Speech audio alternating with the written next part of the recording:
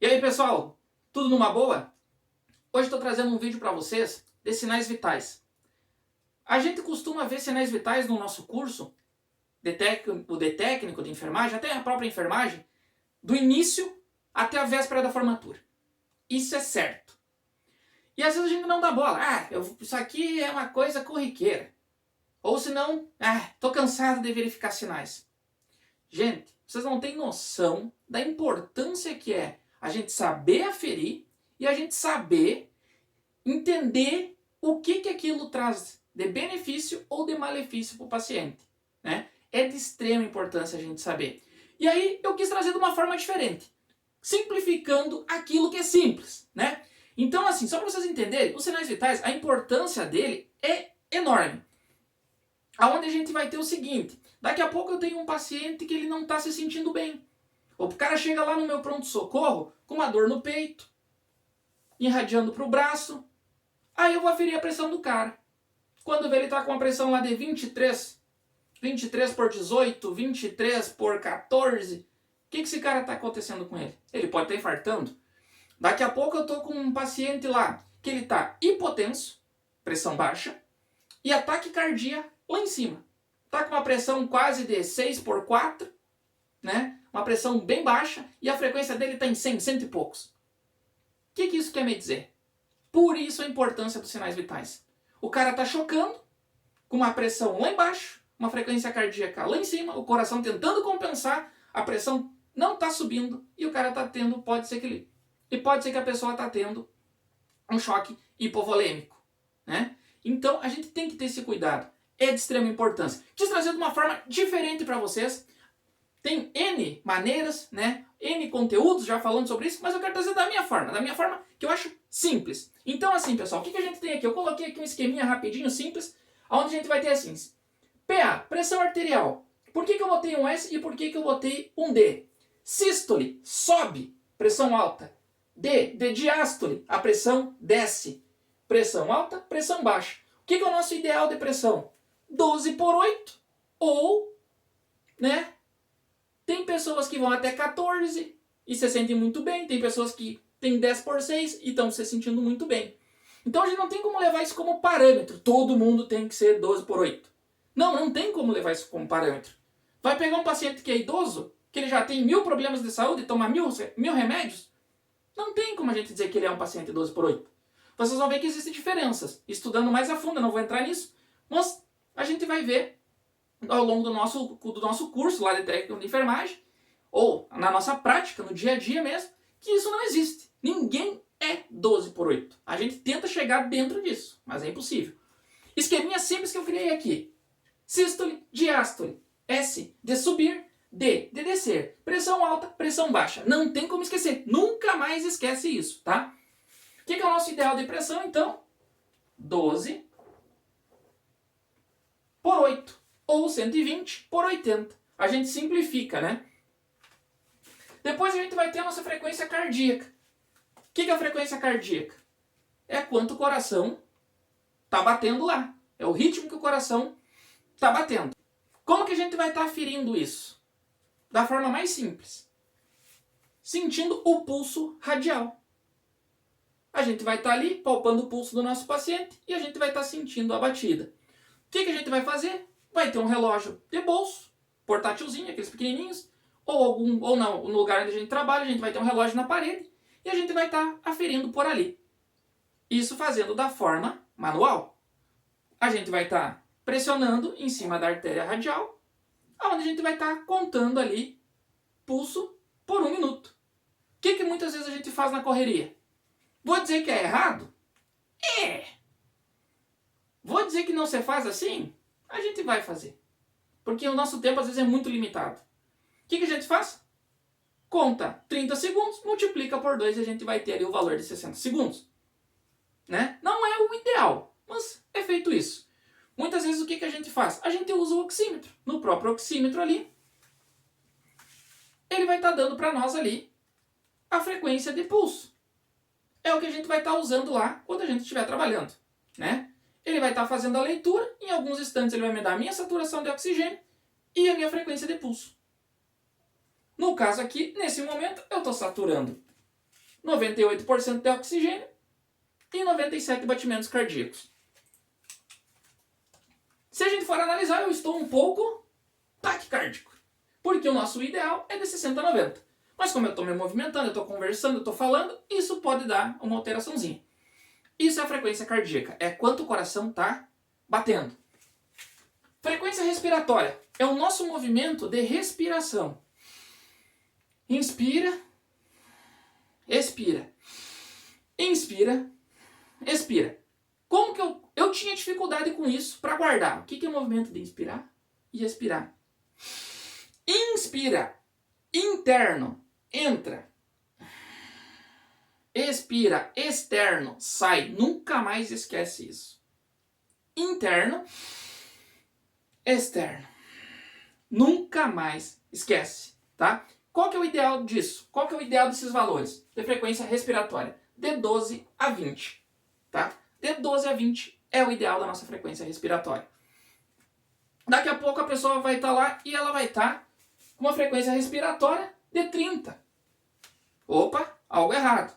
Se ela está com uma frequência respiratória de 30, provavelmente a frequência cardíaca dela vai estar elevada, a pressão arterial dela vai estar elevada também. Vai estar elevada. Por quê? Porque por algum motivo está faltando oxigênio no sangue. E ele vai fazer com que a pessoa respire mais e mais e mais e mais para tentar compensar. Então, isso é a frequência respiratória. É o movimento de entrada e saída de ar dos pulmões. Que o ideal é entre 12 a 20. Nós estamos falando aqui de adultos, não estamos falando de pediatria. Não estamos falando de criança, estamos falando de adultos. Temperatura. Hoje tão falada temperatura. Hoje temperatura, já até esqueceram o resto. Esqueceram pressão arterial, esqueceram frequência respiratória. Hoje a temperatura, devido ao problema que a gente está tendo de saúde da pandemia, hoje, onde tu passa, tem um termômetro, né? Então, o que é o ideal da nossa temperatura? De 35,5 a 37 graus, né? Então a gente tem essas temperaturas aqui, que é o ideal, essa margem aqui. Pode ser que daqui a pouco eu esteja com 37,5. Tô com um pouquinho de temperatura elevada. Tá, mas o que eu tava fazendo? Subi correndo uma escada. Cheguei lá no andar onde que eu tava, botei o termômetro e eu tava me acusando 37,5. O corpo pode ter aquecido devido à tua atividade. Então sempre procurar verificar isso aqui quando a pessoa está num repouso. Esse é o ideal. E depois a gente vai ter a escala da dor, né? Que hoje está sendo muito utilizada já, até para crianças, onde a gente vai ter de 0 a 10. Nessa escala de 0 a 10, onde a gente vai ter de 1 a 2, uma dorzinha leve. Moderado, de 3 a 7. Intensa, de 8 a 10. Ou seja, você vai chegar para o seu paciente, para o seu cliente, vamos falar em paciente, nós chegar lá no seu paciente lá e vai pegar e vai perguntar: de 0 a 10, qual que é a sua dor no seu braço? Ele vai pegar e vai dizer: minha dor, eu tô com uma dor 5. Então, qualquer coisa, se o senhor vê que a dor apertar ou piorar, nos chama. Eu tô com uma dor 2. Leve. Daqui a pouco faz parte daquela dor ali, né? Daqui a pouco vai passar, vai entrar um horário de medicação, se a gente está trabalhando no hospital, e a gente vai estar medicando ele, logo já vai estar fazendo o efeito, a medicação, e vai estar passando. Depois a gente pode ser que ele tenha uma dor intensa. O cara chega lá com uma dor no peito. Óbvio que dor no peito, né? Aquele desconforto no braço a gente já suspeita na hora de infarto. Quem trabalha no PS lá, já a pessoa na hora já vai querer rodar um eletro e já vai começar a monitorar, vai colocar no oxigênio, já vai ter um alerta. Mas provavelmente o cara vai estar com uma dor lá. Quando o senhor sente dor no peito e tu vê que o cara não tá legal, e ele vai pegar e vai dizer: minha dor, olha, parece que tem 8, 9, parece que vai explodir meu peito. Atenção, é perigoso e vamos tomar providências rápido com isso. Chama a enfermeira lá, tem alguns lugares, quando eu digo chama a enfermeira, tem alguns lugares que quem faz a triagem dos pacientes é os técnicos. Nem sempre é a enfermeira que faz. Tem lugares que é o técnico. Eles têm competência para poder avaliar um paciente. Certo? Mas para isso tem que estudar, tem que ler, tem que se preparar. Isso é muito importante. E depois a gente vai ter, depois da dor, que não é considerado um sinal vital, acreditem, mas para mim, na minha opinião, é um dos mais importantes em situações de emergência, que é a nossa oximetria. A nossa oximetria, ela vai de 90 a 100. O ideal qual que é? O meio termo aqui. Mas tem pacientes que daqui a pouco que vão estar abaixo de 100. Chegando em 95, 94. Perfeitamente normal. Tá? Daqui a pouco vai ter pacientes que vão estar saturando 100%. Pega um paciente jovem, o cara é atleta, faz atividade física pra caramba. A saturação dele é show. Vai chegar a 99, 100, 99, 100. Sem falar que o nosso oxímetro, como ele faz a medição capilar na extremidade, ele pode dar uma diferença de 2%, tanto para mais quanto para menos. Daqui a pouco ele está saturando 100, o cara pode estar com 98. Daqui a pouco o cara está com 90 e ele pode estar saturando 92. Como ele está com 93, ele pode estar saturando 95. Né? Para a gente ter absoluta certeza da oximetria, só se o enfermeiro fizer uma gasometria. Mas daí é outro assunto. Tá? Vamos voltar para os sinais vitais. Então a gente tem PA, frequência cardíaca, frequência respiratória, temperatura, dor. Falando um pouquinho mais da frequência respiratória. Como que a gente avalia essa frequência respiratória? Se a gente chegar e falar para o paciente, eu vou ficar olhando para o senhor, tá? Para nós ver a sua frequência respiratória. Não vai dar certo. Ele vai ficar nervoso, ele vai tentar controlar a respiração. Não vai dar certo. Qual que é o ideal? Quando a gente está aferindo a frequência cardíaca, que a gente está com a mão no pulso, a gente já fica de olho nele ali. Já fica olhando para o movimento dele, do peito. De expandir e de retornar.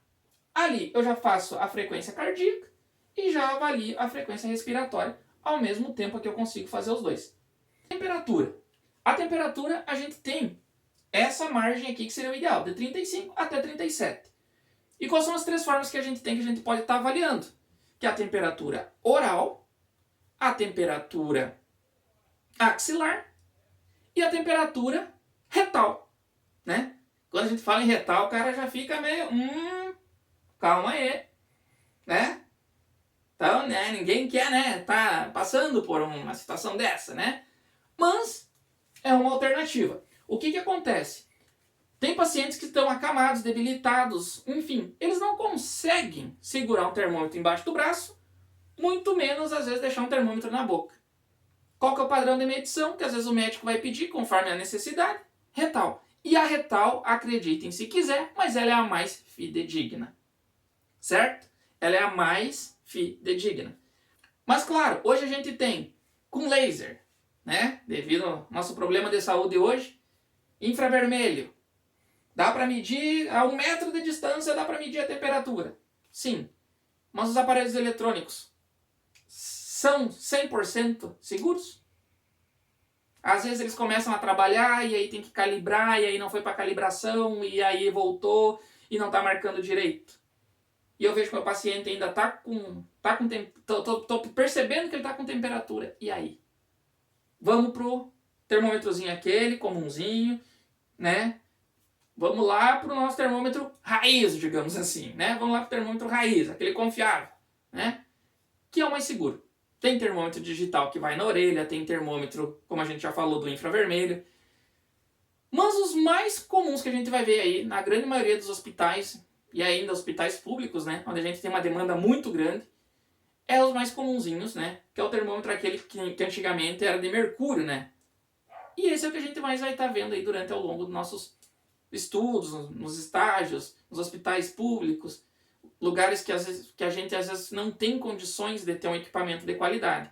Hoje esse aparelho de infravermelho, ele é um custo alto e a gente não consegue ter um para cada um. E ele também não é tão portátil. Falando de dor, algumas literaturas consideram ele como um sinal vital, outras não. Oximetria não se considera, mas é fundamental. PA, frequência cardíaca, frequência respiratória, temperatura e dor. Certo? São de extrema importância, a gente dominar isso. Pra galera que trabalha no bloco cirúrgico lá, pra galera que trabalha na UTI, é paciente crítico, o tempo todo tem que estar ligado. Daqui a pouco, mas lá tem um médico. Gente, não confie nisso. Não confie. Sejam vocês a visão. Não fiquem esperando pelos outros. Entendam. Cheguem. Olhem os aparelhos. Olhem os monitores. Entendam como que os monitores ali do bloco, da UTI, do pronto-socorro funcionam.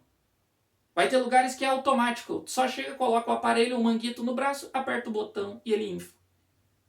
Então, tem que aprender isso aqui, tem que dominar isso aqui e ainda tem que ter a consciência que tu tem que visualizar, tu tem que enxergar e tem que entender o que está acontecendo ali.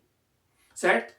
Gente, mais pra frente, logo logo eu vou estar lançando um vídeo com slide, com apresentações, com mais detalhes só sobre essa parte dos sinais vitais.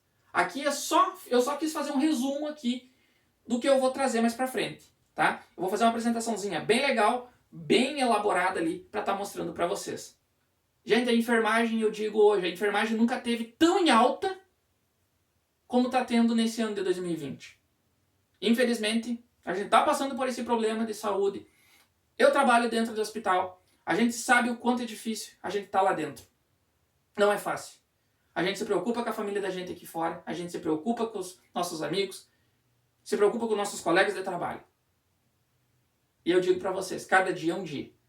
E eu peço, vamos estudar e vamos mostrar que a nossa profissão é de extremo valor.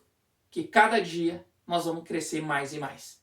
E vamos tornar tudo o que a gente acha que às vezes é difícil, naquilo que é bem simples. Certo? Uma boa noite a todos, ou um bom dia, ou uma boa tarde, e até a próxima. Logo, logo, eu vou estar fazendo outro vídeo bem detalhado aí, em módulos, para ficar menor os vídeos, para não ficar muito grande, e passo para vocês, e aviso aí. Valeu, um abraço, até mais.